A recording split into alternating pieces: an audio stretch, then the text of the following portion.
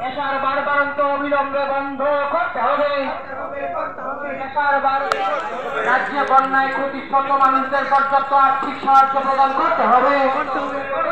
রাজ্যে বন্যায় ক্ষতিগ্রস্ত গ্রামীণ মানুষদের পর্যাপ্ত আর্থিক বন্ধ করতে হবে।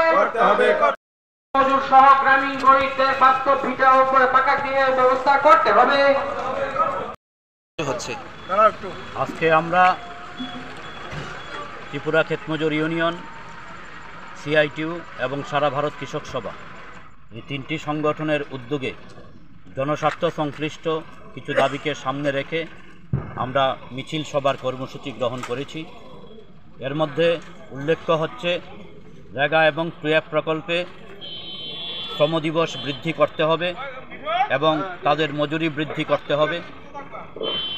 বন্যায় যারা ক্ষতিগ্রস্ত হয়েছেন সাধারণ মানুষ, তাদেরকে সেখানে সরকারিভাবে যে সাহায্য বন্টন সেটা করা এবং সেই ক্ষেত্রে দলবাজি বন্ধ করা, ভাঙ্গাচুরা বিভিন্ন রাস্তাঘাট এগুলিকে সংস্কার করা, পানীয় জল বিভিন্ন এলাকাতে নিয়মিত সরবরাহ করা এবং জলসেচের ব্যবস্থা নিশ্চিত করা, মুখ্যত এই ধরনের জনস্বার্থ সংশ্লিষ্ট কিছু দাবিকে সামনে পন্থী সংগঠনের পক্ষ থেকে এই মিছিল সভার আমরা আয়োজন করছি।